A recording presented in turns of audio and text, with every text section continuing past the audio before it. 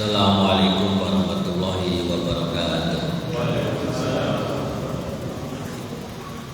Innal hamdalillah nahmaduhu wa nasta'inuhu wa nastaghfiruh wa na'udzu billahi min shururi anfusina wa min sayyiati a'malina. May yahdihillahu fala mudilla lahu wa may yudlil fala hadiya lahu. Asyhadu an la ilaha illallah wahdahu la syarika lahu wa asyhadu anna Muhammadan 'abduhu wa rasuluh. Ya ayyuhalladzina amanu taqullaha haqqa tuqatih wa la tamutunna illa wa antum muslimun. Fa inna asdaqal haditsi kitabullah wa khairal hadyi hadyu Muhammadin sallallahu alaihi wasallam wa syarrul umuri muhdatsatuha fa inna kulla muhdatsatin bid'ah wa kulla bid'atin dhalalah wa kulla dhalalatin finnar. Amma ba'du. Ikhwati wa akhwati fillah jamaah kajian rahimani wa rahimakumullah. Alhamdulillah pada kesempatan malam hari ini Allah Subhanahu wa taala memperkenankan kita untuk bisa kembali hadir di majelis ilmu ini, tentunya dalam rangka untuk kembali mengkaji dan mempelajari ilmu syar'i yang kita berharap dengan mengkajinya akan menambah kualitas keimanan dan ketakwaan kita kepada Allah Subhanahu wa taala. Kedua kalinya tak lupa salawat serta salam semoga senantiasa terlimpahkan dan juga tercurahkan kepada saudara kita, panutan kita, Nabi besar Nabi Muhammad sallallahu alaihi wasallam. Ikhwati wa akhwati fillah rahimani wa rahimakumullah. Kembali di kesempatan malam hari ini akan kita lanjutkan pembahasan kitab Riyadhus Shalihin beserta syarahnya. Dan kita masih melanjutkan pembahasan pada bab al-amru bi ada'il amanah. Perintah untuk menunaikan amanah.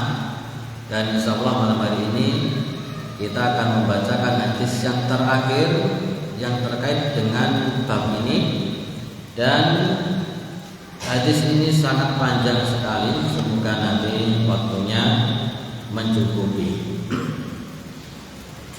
Al-Imam An-Nawawi rahimahullah ta'ala membawakan hadis yang ke-202 dari kitab Riyadhus Shalihin, membahas tentang bab perintah untuk menunaikan amanah.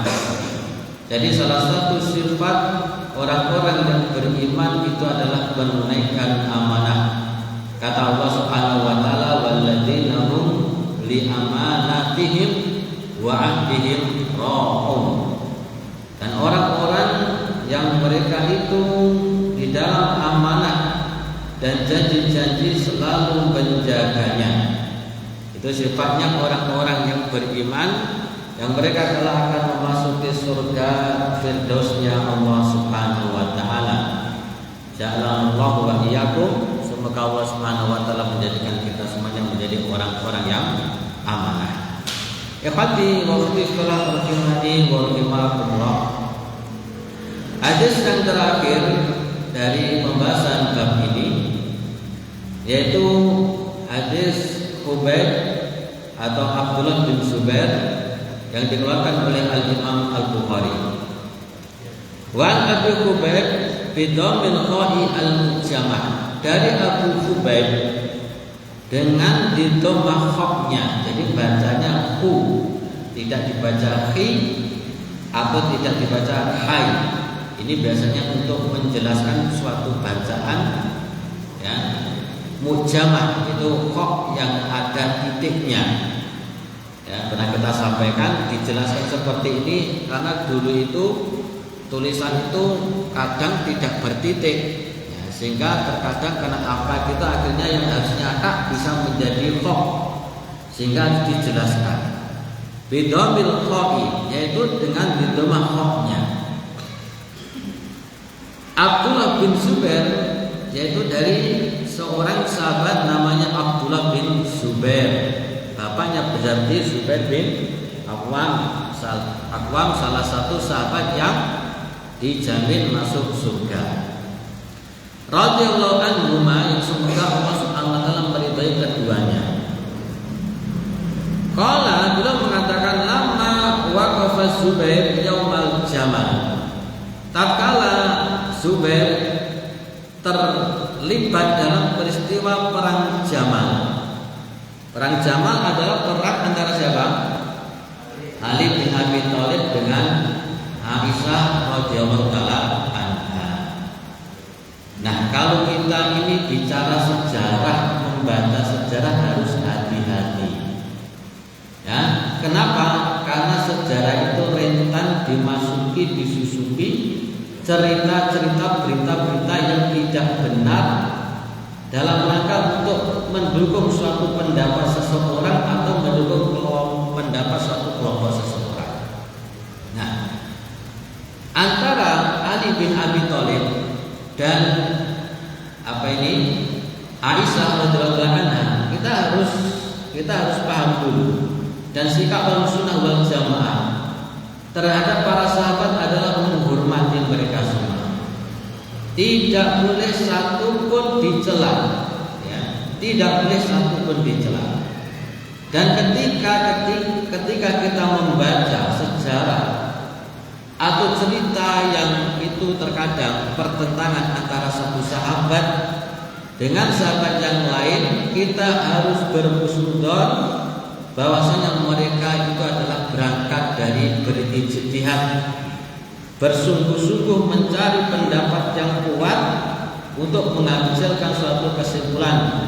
Qadarullah, mereka berselisih. Nah, perang Jamal itu erat kaitannya dengan peristiwa meninggalnya Utsman bin Affan radhiyallahu taala anhu. Rasulullah Hudzaifah bin Yaman radhiyallahu taala anhu pernah mengatakan, atau ketika Umar pernah bertanya kepada Hudzaifah tentang masalah fitnah. Apakah fitnah itu sekarang ini fitnah itu sudah pintunya itu sudah terbuka? Kata Hudzaifah bin Yaman, bahkan pintunya sudah rusak. Ya. Jadi kalau sudah rusak nggak bisa ditutup. Bukan rusak, hancur, sudah hancur. Jadi kalau rusak itu masih bisa diperbaiki. Pintu itu kalau rusak itu bisa diperbaiki. Tapi kalau hancur, lah memperbaiki piye? Dan kamu, kata Hudzaifah bin Yaman, itu adalah pintu tersebut. Nah, akhirnya Umar bin Khattab meninggal dunia, dibunuh oleh Abu Lu'lu'ah al-Majusi, yang merupakan sanjungan orang-orang Syiah Rafidhah, ya. Bahkan sampai saat ini kuburannya diagungkan oleh orang-orang Syiah Rafidhah. Maka terjadilah fitnah, yaitu berbagai macam fitnah yang menimpa Utsman bin Affan, karena pengganti Umar bin Khattab siapa? Utsman bin Affan. Ya, maklum namanya fitnah itu kita terkadang nggak tahu mana yang benar mana yang salah. Dan fitnah itu terkadang ketika sudah terjadi itu terus berlanjut. Kita tidak tahu siapa yang memulainya tadi. Yang intinya, singkat cerita, kalau diceritakan panjang, 2 hari nggak selesai. Nah, aku yang kesal cerita terus. Sing ngrungokne menak sing cerita.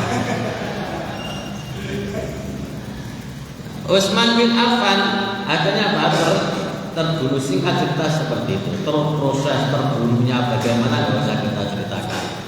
Kalau pengen cerita ya baca sendiri. Tapi kita biasanya mau rasa-rasa. Apalagi baca yang asli. Kemudian Utsman bin Affan meninggal dunia, maka waktu itu masih peristiwa haji atau musim haji. Aisyah radhiyallahu taala anha sedang menunaikan haji di Mekah, ya. Sedang menunaikan haji di Mekah. Dan kondisi pada saat itu sebagaimana kita singgung di awal tidak kondusif. Padahal kekuasaan Islam itu sudah sampai jantung Afrika, sampai pedalaman Afrika di zaman Utsman bin Affan radhiyallahu taala anhu. Bahkan termasuk di Syam gubernurnya pada saat itu adalah Muawiyah bin Abi Sufyan. Muawiyah bin Abi Sufyan ini ada sedikit cerita. yang pernah kami dengar dari Syekh Mumis. Itu Muawiyah bin Abi Sufyan itu kecilannya itu senengane ngongkoni. Ngongkoni. Ada orang yang lewat, iki besok nih gede jadi pemimpin, pimpin negara. Ternyata tidak pemimpin negara, pemimpin kaum muslimin, luar biasa. Jadi jenengan delok bocah ane jenengan senengane ngongkoni. Bisa jadi itu nanti jadi pemimpin. Bisa jadi. Ada yang mewakal barang, ada yang nolongan barang. Tapi mbok bisa jadi pemimpin. Syam di bawah gubernur siapa? Muawiyah bin Abi Sufyan. Nah, kemudian berikutnya ketika Utsman bin Affan meninggal dunia, otomatis sahabat-sahabat yang di Madinah ini bermusyawarah. Sahabat-sahabat senior diantaranya Zubair bin Awwam yang ini, yang orangnya beliaunya di sini, radhiyallahu anhu, sama Thalhah bin Ubaidillah. Utsman bin Affan meninggal dunia, terus kita bait siapa? Ya sudah bait Ali bin Abi Thalib. Siapa lagi yang lebih mulia dari Ali bin Abi Thalib? Aisyah radhiyallahu anha mendengar cerita Utsman bin Affan meninggal dunia, ya sepakat siapa yang dibait oleh Ali bin Abi Thalib. Akhirnya mereka bersepakat. Kemudian mulai ada sedikit masalah. Ya, ada sedikit masalah. Di antaranya tadi ketika Utsman meninggal dunia itu kan dibunuh. Kemudian pakaiannya terkena baju, muncrat di bajunya. Kemudian ada tangan jari jemari istrinya yang bernama kalau nggak salah Nailah. Ya. Kemudian jari jemari sama bajunya dibawa ke Syam, disampaikan kepada Muawiyah bin Abi Sufyan. Muawiyah bin Abi Sufyan menangis gak karu-karuan. Kan masih ada ikatan kerabat. Menangis gak karu-karuan. Diletakkan di masjid, setiap orang melihat baju itu menangis. Bayangkan, Amirul Mukminin Utsman bin Affan, seorang yang sudah dijamin surga, meninggal dunia, pemimpin kaum muslimin pada saat itu, menangis gak karu-karuan. Akhirnya menuntut Ali bin Abi Thalib agar segera mengeksekusi yang bunuh Utsman itu. Karena Muawiyah bin Abi Sufyan itu juga termasuk bisa dikatakan kerabatnya atau walinya Utsman bin Affan. Agar segera menuntut Utsman bin Ali bin Abi Thalib agar segera mengeksekusi orang-orang sopo atau sing mateni Utsman bin Affan. Karena pada saat itu jumlahnya banyak kan. Tidak 1-2 orang, jadi rumahnya dikepung dengan ratusan orang pemberontak membunuh Utsman bin Affan. Ketika Utsman bin Affan membaca Al-Quran, pada sampai firman Allah Subhanahu wa taala, fasayakfika humullah, maka Allah akan mencukupimu. Ya, akhirnya terbunuhlah Utsman bin Affan dalam keadaan syahid. Muawiyah sebagai kerabatnya pengen agar Ali bin Abi Thalib dan golek ono sing mateni iku sapa. Bahasa kita mungkin seperti itu. Nah, Ali bin Abi Thalib melihat kondisinya pada saat itu tidak kondusif. Yang bisa saat ini ngatur urusan dunia loh, para yakin. Ada yang bisa, ada yang di Iran di mana, di Afrika.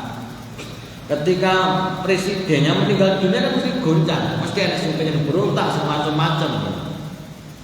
Nah, akhirnya Muawiyah bin Abi Sufyan dia bukan rakyatnya yang di Syam itu membaiat, tapi bukan membaiat menjadi wali amr, bukan membaiat menjadi pemimpin kaum muslimin, tidak, tapi hanya sekedar membaiat untuk membela darah Utsman bin Affan.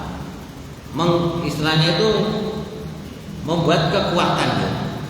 Ini di satu sisi. Nah, ini nanti kaitannya dengan perang Siffin. Nah, kita beralih ke perang yang zaman ini. Demikian pula pendapat Zubair bin Awwam dan juga Thalhah bin Ubaidillah dan juga Aisyah radhiyallahu anha menuntut golek ana semateni Utsman bin Affan. Jawaban ini sama. Sik to alon-alon negara gak kondusif. Kita cari maslahatnya. Kita bergabung, ya. Yang di Basra bergabung, yang di Syam bergabung. Nanti kalau sudah kuat, kita akan bisa mengeksekusi, mencari, karena ini orang-orang bukan sembarangan pemberontak ini, kuat, memiliki kekuatan yang sangat besar. Nah, akhirnya mampu. Akhirnya setelah itu Aisyah kan masih di mana ini? Di Mekah. Tolha bin Ubaidillah sama Zubair ini beliau masih di Madinah. Memohon kepada Ali, memohon kepada Ali dan nyelesai ini. Terus Ali masih menunggu. Biasa atau pemimpin ketua biasanya menunggu alon. Karena pandangannya jauh seto. Aku ini bukan enggak setuju, tapi ditunda dulu, jangan sekarang. Akhirnya merasa mungkin kurang dianu, ngomong bilang ke siapa nih? Aisyah radhiyallahu anha, nyampaikan ke Aisyah radhiyallahu anha. Padahal saat itu Aisyah radhiyallahu anha mau pulang, sudah selesai haji mau pulang ke Madinah. Dikandani sama Zubair dan Tolha bin Ubaidillah. Ya, jangan pulang dulu, Madinah masih belum kondusif. Ya, jangan pulang dulu, Madinah masih belum kondusif. Nah, terus gimana? Masalah ini pembunuh Utsman sudah dieksekusi belum? Ya belum. Katanya Ali bin Abi Thalib masih menggalang kekuatan. Ya, gimana enaknya ya kita coba pergi ke Basra. Karena di Basra itu juga lagi tidak kondusif. Kita tenangkan di Basra. Akhirnya tiga orang ini, Ibunda Aisyah radhiyallahu anha dan Zubair kemudian Tolha bin Ubaidillah pergi ke Basra. Di tengah-tengah perjalanan di sumber air mata air, entah ketika berwudu atau apa saya mati. Aisyah radhiyallahu anha mendengar ada suara anjing menggonggong. Ada suara anjing menggonggong. Nah, beliau ingat pesan Rasulullah SAW kalau mendengar anjing menggonggong di namanya Kaubah apa itu saya lupa. Di tempat itu maka kembalilah. Tetapi Abdullah bin Zubair dan Tolha bin Ubaidillah mengatakan jangan kembali. Rono ya nyapa, sana juga belum kondusif, mending kita teruskan ke Basra. Ya. Mending kita teruskan ke Basra untuk kita menenangkan keadaan orang-orang Basra sambil kita nanti mendukung kekuatan Ali bin Abi Thalib. Akhirnya terus melakukan perjalanan di Basra. Ali bin Abi Thalib mendengar cerita Aisyah radhiyallahu anha kok malah di Basra gak balik mulai. Ya tentunya sebagai kaum muslimin kan khawatir terhadap ibunya. Aisyah itu kan ibu kita, ibu kaum muslimin. Akhirnya apa? Menyusul, itu tidak banyak ini. Menyusul kemudian diikuti oleh beberapa orang. Mendengar Ali bin Abi Thalib menyusul ke Basra, akhirnya rakyatnya malu-malu. Ribuan bersama Ali bin Abi Thalib datang ke Basra. Akhirnya sempat terjadi ketegangan. Iki kita harus memberontak ini. Apalagi dulu kan nggak ada WA, nggak ada telepon. Nah, nggak ada WA, nggak ada telepon. Simpang siur beritanya. Iki Abdullah bin Zubair, Tolha bin Ubaidillah sama Zubair sama Aisyah radhiyallahu anha ini jangan memberontak ini. Nah, akhirnya apa? Ben adem wis diutus utusan Ali mengutus utusan, kemudian dari pihak Aisyah radhiyallahu anha mengutus utusan. Ya. Terus ketemu janjane piye to? Jarene utusane Zubair sama Tolha bin Ubaidillah mengatakan iki bukannya aku enggak janjane piye to kok ora diusut-usut. Mungkin bahasa kita seperti itu. Kemudian utusannya Ali jadi usut ning awake dhewe kudu menyusun kekuatan. Jadi ayo kita bersama-sama ya, menyusun kekuatan nanti kalau sudah kuat nanti kita eksekusi ini orang-orang yang bunuh Utsman bin Affan radhiyallahu anhu. Nah, akhirnya sepakat dua kelompok ini yang masing-masing membawa pasukan ribuan, ya. Bahkan ada yang mengatakan nanti peristiwa itu yang menelan sekitar 2.500 sampai 6.000 kaum muslimin terbunuh. Nah, akhirnya apa? Tenang. Sana sepakat, sini sepakat, tenang, ya. Kelompoknya Aisyah radhiyallahu anha tenang, artinya dia sepakat untuk menyusun apa? Kekuatan. Kemudian Ali bin Abi Thalib dan pasukannya ya tenang karena nggak ada masalah. Nah, ini muncul orang-orang di antaranya Abdullah bin Sabah dan perucu-perucunya dan teman-temannya. Itu namanya munafik itu seperti itu. Kalau orang Islam sudah tenang, sudah damai, itu akan muncul apa? Akan memunculkan perselisihan dan pertikaian. Mereka dia mengatakan, iki nek wong dua kelompok ini damai, awake dhewe memet. Ya, awake dhewe memet. Mate awake dhewe. Ya terus piye? Ini. Nanti malam ya, satu pergi ke pasukannya Aisyah radhiyallahu anha, satu orang pergi ke pasukannya Ali bin Abi Thalib. Nah, kemudian kalian bunuh. Ya, akhirnya apa? Malam hari ini dua orang ini atau beberapa orang pergi ke dua kelompok atau dua kubu tadi. Akhirnya dibunuh. Beberapa orang dibunuh. Karena kelompoknya Ali radhiyallahu anhu dibunuh, kelompoknya Aisyah dibunuh, apa yang terjadi? Suudon. Nah, wes iki ngejak rame, iki ngejak geger iki pasukane Aisyah radhiyallahu anha.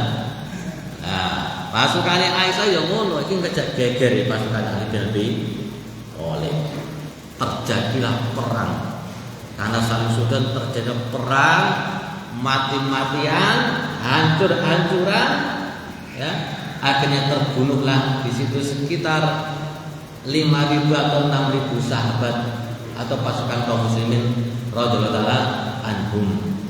Dan pada saat itu Aisyah radhiyallahu anha menaiki unta, ya. Unta itu bahasa Arabnya kan jamalun, ya, unta. Dan hampir Aisyah radhiyallahu anha dibunuh, ya, oleh orang-orang terutama kalangan orang-orang Syiah, ya, pasukan Abdul bin Sabah, tetapi selamat, ya.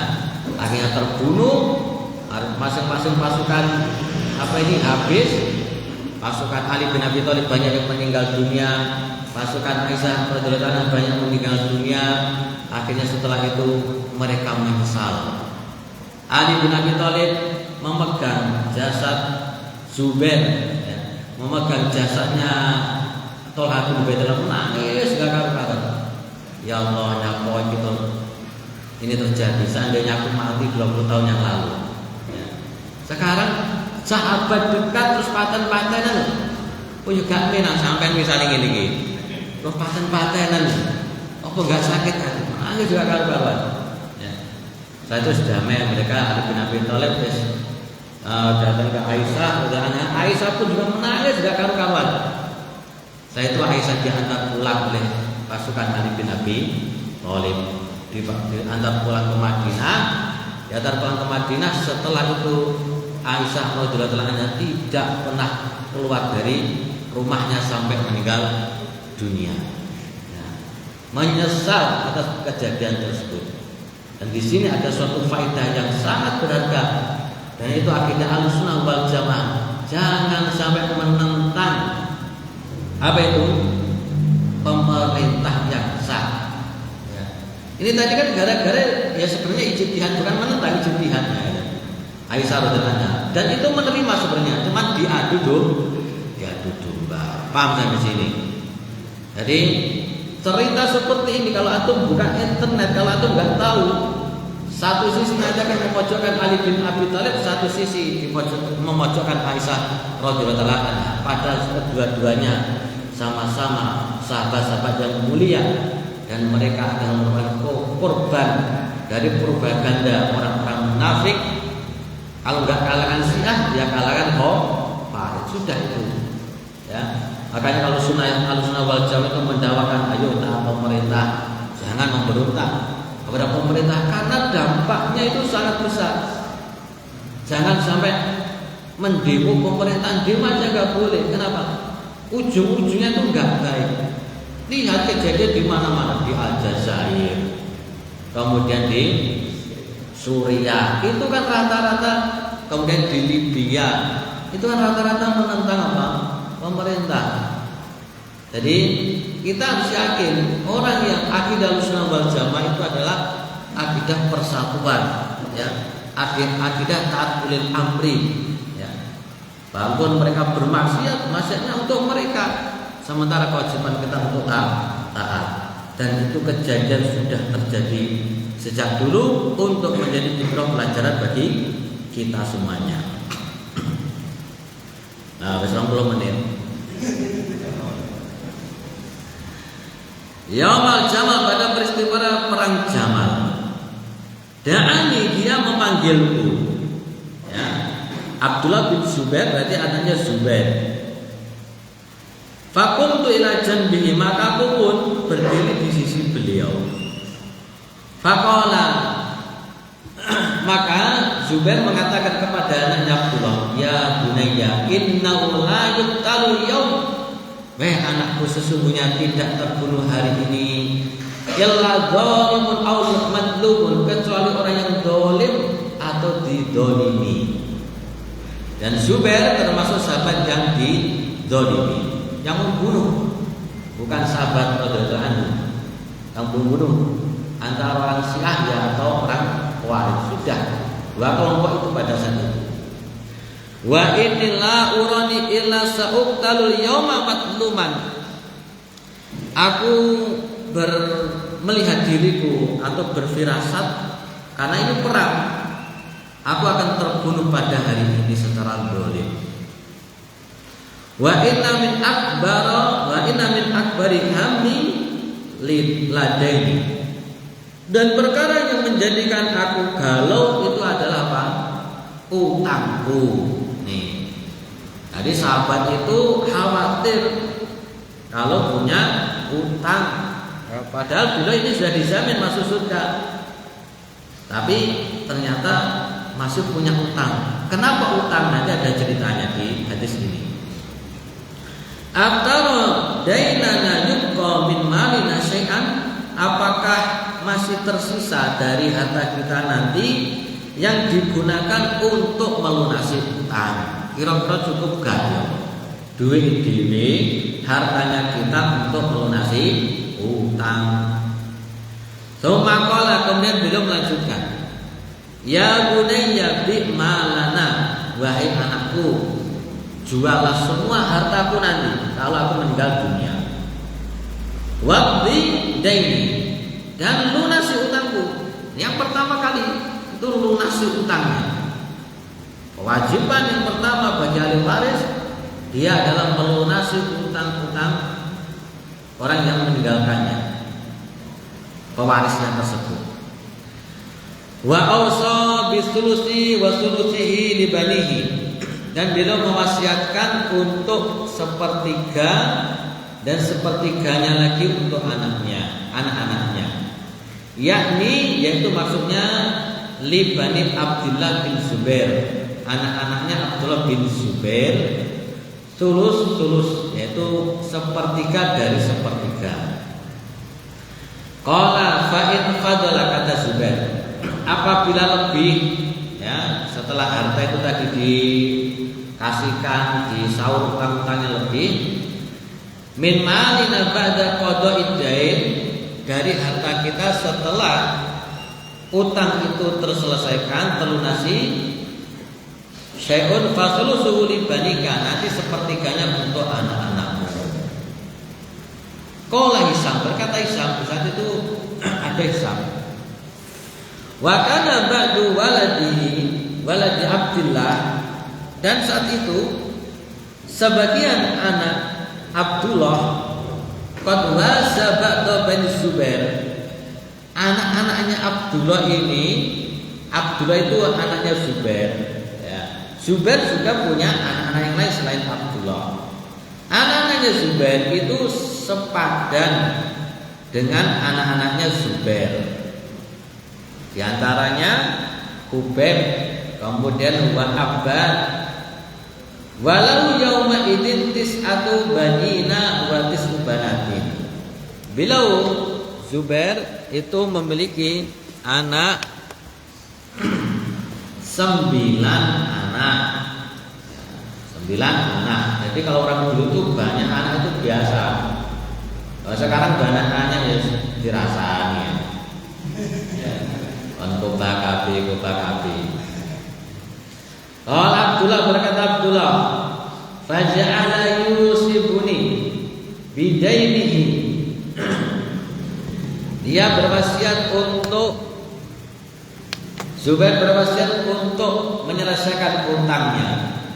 Wa yaqulu dan mengatakan ya bunayya. Dia mengatakan wahai anakku, in ajista an shay'in minhu fasta'in alaihi bi maulaya. Kata Zubair kepada Abdullah, ya, wahai anakku, nanti kalau menemui kesulitan dalam melunasi utang, kamu minta ke majikanku. Nah, kamu minta ke majikanku. Abdullah bin Zubair kaget, bertanya, "Wallahi ma daraitu wa ma arad hatta qultu ya abadi man maulaka." Aku enggak tahu. Ya. Dan aku enggak ingin tahu sebenarnya, tapi akhirnya aku pengen bertanya, "Wahai bapakku, siapa majikan Anda?" Qala, kata Zubair, "Allah, majikanku adalah Allah." Ya, orang yang beriman itu seperti itu. Ada apa saja dikembalikan kepada Allah Subhanahu wa taala. Ada menemui kesulitan, masalah apa saja kaitan dengan utang, kaitan dengan biaya sekolah anak, kaitan dengan dagangannya yang bangkrut mungkin dan lain sebagainya. Orang yang beriman itu selalu kembali kepada Allah Subhanahu wa taala. Ini contoh para salaf. Ya, termasuk dalam pembayaran utang. Jangan gak ada utang ya sudah, biar Allah Subhanahu wa taala yang melunasi ning tenanan. Terus gak usah menggampang-gampangkan dalam utang. Utang wis dilunasi oleh Allah Subhanahu wa taala. Sesuk ndelok koncone HP-ne anyar lho. Utang maneh. Utang HP selesai, utang motor selesai, utang mobil selesai, utang rumah terus sampai kapan gak diutang? Masa seumur diutang, ya utang itu gak apa-apa kalau memang amat sangat dibutuhkan dan kita memiliki perkiraan bisa melunasinya. Kadang orang itu berutang, lunasi apa? Tawakal, utang itu. Lagi pula itu bukan kebutuhan pokok, bukan kebutuhan penting. Kalau kebutuhan pokok, kebutuhan penting ya silahkan untuk makan, untuk apa, kebutuhan pokok lah ya. Tapi kalau kebutuhan sekunder tambahan, jadi bisa, kalau bisa jangan apa? Jangan berhutang. Fa wallahi ma waqat fi qurbatin min daini illa qultu. Maka kata Abdullah, maka demi Allah tidaklah aku menemui kesulitan ketika ingin melunasi utang bapaknya, kecuali aku mengatakan ya Maula Zubair abdi anhu daina, wahai majikannya Zubair, selesaikan utangnya, ya, selesaikan utangnya Zubair. Faibdi, akhirnya ya, maka Allah Subhanahu pun juga apa? Menyelesaikan utangnya. Jadi jenengan punya utang tenang, sungguh-sungguh niatnya sungguh-sungguh. Ya. Dan utang itu memang sangat dibutuhkan, bukan untuk bergaya-gayaan, bukan untuk gaya hidup. Insya Allah akan dilunasi oleh Allah Subhanahu wa taala. Qala fakutila Zubair walam yada dinaran wala dirhaman illa ardina atau arbaina. Akhirnya terjadi peperangan, perang Jamal tadi. Zubair terbunuh dan beliau tidak meninggalkan dinar dan juga dirham. Jadi uangnya itu nggak ada yang bentuk uang, adanya tanah, ya, 2 tanah. Minha diantaranya al-ghabatu wa idza asyrata daran bil Madinah. Ada tanah, tapi tanah hutan. Nggak tahu kalau di Saudi itu hutannya seperti apa ya. Mungkin ya ada rumput-rumputnya, ada pohon-pohon sedikit, itu mereka sudah mengatakan hutan. Wa idza asyrata daran, dan 11 rumah bil Madinah, di Madinah. Ya, uang tunainya memang nggak ada dirham-dinar, tapi punya kekayaan rumah, kekayaan hutan. Wa daraini bil Basrah, 2 rumah di Basrah. Ya, 2 rumah di Basrah. Wadaran bil Kufah, 1 rumah di Kufah, wadaran di Misra, dan 1 rumah di Mesir. Itu ya kan duit gitu. Uangnya ya bukan apa itu? Namanya properti ya, propertinya banyak. Qala, kata beliau, wa inna makana dinul ladzi kana alaihi anna ar-rajula kana yatihil bil mal. Asal utangnya kok bisa Zubair ini punya utang gimana? Itu waktu itu pernah datang orang ke Zubair, ya, dengan membawa uang yang banyak, harta. Faistaudi'uhu iyahu, kemudian pengen titip, ya, sahabat Zubair, saya titip ini harta uang. Wa yaqulu Zubair mengatakan, lah, gak, walakin wa salafun, aku gak wani, wes iki wae duit tak, iki duit gak. Bukan menjadi bahan titipan, barang titipan, tapi menjadi apa? Hutang. Wes dia tak utang baik. Aslinya gak butuh gitu loh. Nah, tapi saking khawatirnya dianggap kayak apa? Hutang. Wes tak dadekne duit utang hutang. Wa wasalafun, dan itu menjadi pinjaman, nanti akan dibayar. Ini aksha alaihi ad-doi'ah. Aku khawatir kalau jadi barang apa ini namanya? Barang titipan itu akan hilang. Khawatirnya seperti itu, dititipin hilang. Kalau sekarang orang dititipi hilang, nyombo, ya, orang ngerti. Ya. Nyanyi kalau aku jalan tenanan, kok hilang. Kalau sahabat juga khawatir sekali kalau dititipi hilang. Wa mali imaratun qaddun bala jababat bala kharajan.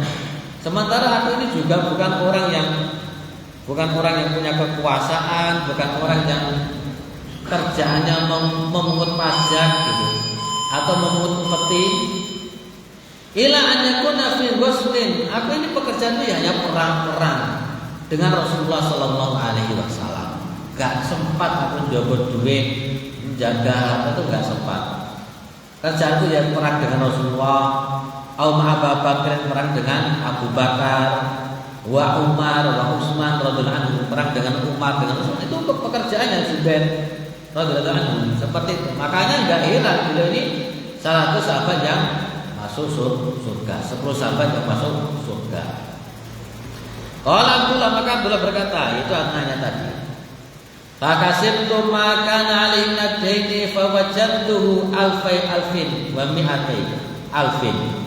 Maka aku dapati utangnya itu sejumlah 2.220.000. Falaqiya Hakim Ibn Hizam Abdullah bin Zubair. Maka Hakim bertemu dengan Hizam Abdullah bin Zubair dan mengatakan, ya ibna akhi, wahai anak saudaraku, kam al-hakimin minad-daini, berapa utangnya saudaraku? Fakatamtuhu, aku pun menyembunyikan, waqultu, dan aku mengatakan mi'atu alfin, 100.000, utangnya 100.000. Enggak apa ini, enggak terus terang. Faqala Hakim, maka Hakim mengatakan, wallahi ma ara amwalakum tasuhadi, kalau begitu ya hartamu, propertimu enggak cukup. Faqala Abdullah, maka Abdullah mengatakan, ara'aitaka in kanat alfin, bagaimana kalau misalnya ada 2 juta Alaf itu 1000 berarti. Alfai berarti 2, alfen 2 juta. Wa mi'atai alfin dan 200 juta. Faqala, maka dia mengatakan ma arakum tulikuna hadza. Saya kira engkau enggak mampu. Bain ajistum an syai'in minhu fasta'inu bi. Kalau nanti enggak mampu, kamu minta tolong kepadaku. Jadi intinya gini ya. Nah, hakim berkata kepada Abdullah bin Zubair, nanti kalau uangnya enggak cukup, hartamu itu enggak cukup, yes, jalur tolong aku lah. Nanti tak tambahi seperti itu. Qala wa kana Zubair qad istarol ghabah. Dia mengatakan, sesungguhnya Zubair dulu pernah membeli hutan bisab'ina wa mi'at alfin dengan 170.000 atau 70.000. Faba'aha Abdullah bi alfin wa sittimi'ah. Maka Abdullah menjual dengan harga 1 juta. Ya, 1.600.000.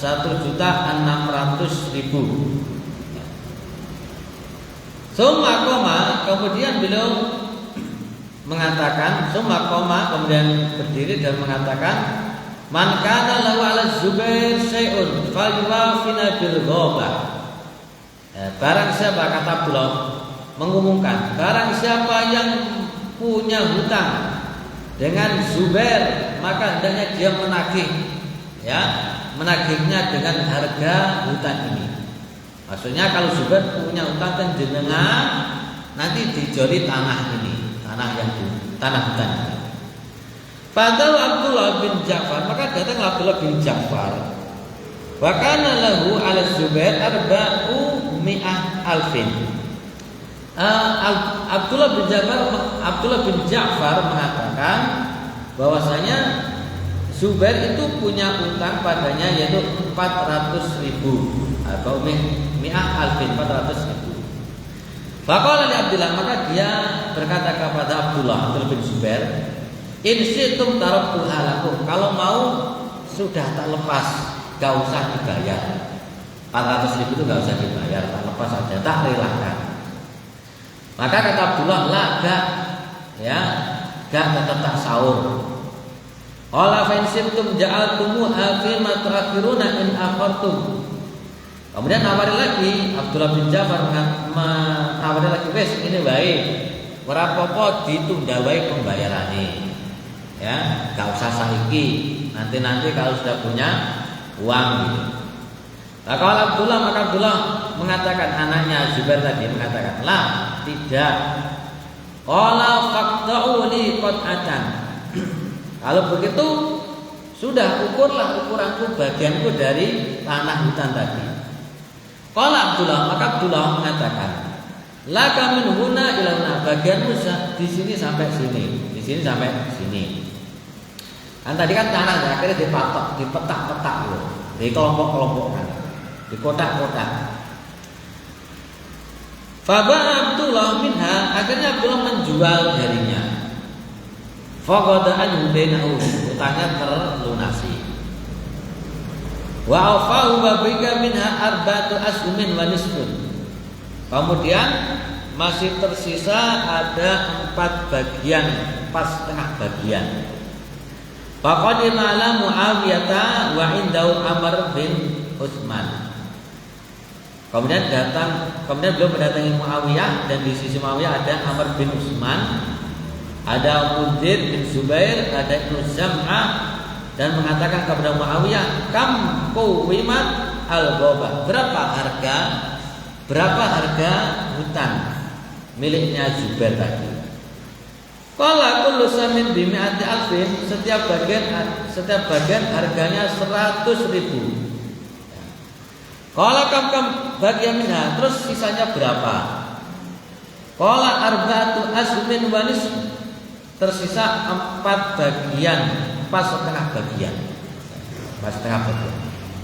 Faqala Munzir bin Zubair, maka Munzir bin Zubair mengatakan, qad akhadtu minha sahman bi mi'ati alfin. Ya sudah tak ambil, yaitu 100.000. Qala Amr bin Utsman mengatakan, qad aqadtu minha sahman bimi'ati alfin. Sudah tak ambil bagian 100.000.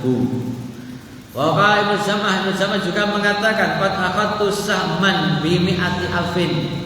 Aku juga ngambil bagian 100.000. Wa qala Muawiyah, maka Muawiyah mengatakan, kam bagian minha, berapa sisanya? Qala sahmun wa nisfun sahmin. 1/2 bagian. 1/2 bagian. Qala, dia mengatakan, qad aqadtu bi khamsina wa mi'ati alfin. Aku ambil bi khamsina wa mi'ati alfin, yaitu 150.000. Qala, kemudian beliau mengatakan, fa Abdullah bin Ja'far nasibahu min Muawiyah.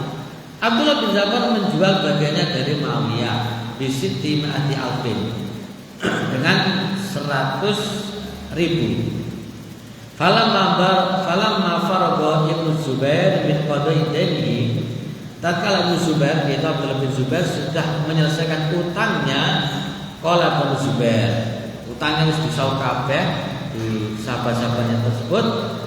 Abdullah bin Zubair berkata anak-anaknya Zubair, iksim bainana mirasana, bagi anak-anaknya Zubair minta bagian warisan, minta bagian warisan. Kemudian Abdullah bin Zubair mengatakan, wallah la uqsimu bainakum hatta unadi bil mausim 40 sinin. Enggak tak bagi warisan itu kepada kalian sampai tak umumkan selama 4 musim, yaitu 4 musim haji. Jadi pas musim haji aku ngomong, saya akan mengatakan, sapa sing diutang karo Zubair, sapa sing diutang karo Zubair, seperti itu. Pengumumannya seperti itu selama 4 tahun pada musim haji. Alaman kana lahu ala Zubair dainun falyatina falnaqdihi. Siapa yang punya utang dengan siapa Zubair yang utang dengannya, maka hendaknya dia datang kepada kami akan menyelesaikannya. Faja'ala kulla sanatin yunadi fil mausim. Anaknya yaitu Abdullah bin Zubair setiap musim haji seperti itu. Woro-woro ning Masjidil Haram. Woro-woro memberitahu siapa yang masih diutangi uangnya. Itulah mereka itu sangat bagaimana agar utang itu bisa terlunasi, karena utang ini kan sebagaimana kita ketahui bersama ini bisa menjadi penghalang, atau istilah itu memperlambat seseorang masuk ke dalam surga. Jatahnya memang dia masuk surga, tapi kan bisa terhalang. Harus menyelesaikan urusan dulu dengan utang itu. Jadi utang itu kalau nggak selesai di dunia, dia selesai di akhirat. Sudah jelas itu. Ini akidah kita. Maka sebelum selesai di akhirat, dia selesai di sinilah. Jangan sampai di akhirat. Kenapa? Karena di akhirat nggak ada harta, nggak ada duit. Adanya apa? Amal-amal kebaikan. Iya, kalau amal-amal kebaikan kita banyak, kalau sedikit bagaimana? Ya habis nanti. Alaman kana lahu ala Zubair fal yatina fal naqdihi fajala sanatin yunadi fil mausim. Falamma madha 4 sinin, setelah 4 tahun, qasama bainahum wa dafa terus, kemudian baru dibagi. Wes utangnya selesai, baru dibagikan ke anak turunannya atau ahli warisnya. Wa kana li Zubair 4 niswatin. Zubair pada saat itu punya 4 istri. Ya piye bagine? Ya serahkan ke warisnya. Sampai istri siji-siji gak usah mikir istri 4. Fasaba kullu imra'atin alfin wa mi'ata alfin. Akhirnya masing-masing istri itu kebagian 1.200.000. Fajami umali khamsuna alfin wa mi'ata alfin. Maka seluruh hartanya itu 50.200.000. Ini intinya dari apa ini? Dari hadis yang terakhir ini adalah bagaimana Abdullah bin Zubair ini menunaikan amanah dari siapa? Dari bapaknya. bersungguh-sungguh menunaikan amanah, ya, terutama amanah yang berkaitan dengan utang. Ikhwati wa akhwati rahimani wa rahimakumullah, dan ini adalah akhir dari pembahasan bab menunaikan amanah. Ya, jadi amanah apa saja yang diberikan kepada kita, dan amanah itu sangat banyak. Mari sama-sama minta tolong kepada Allah Subhanahu wa taala agar kita diberikan kemudahan untuk bisa menunaikan amanah yang diembankan kepada kita, karena pada hakikatnya manusia hidup itu siap menerima amanah, dan sementara manusia itu adalah makhluk yang lemah dan tidak ada yang bisa memberikan kekuatan kepada kita kecuali Allah Subhanahu wa taala. Maka mintalah penunaian amanah itu kepada Allah Subhanahu wa taala. Wallahu a'lam bishawab. Semoga ada faedah dan manfaatnya, dan kurang lebihnya mohon maaf.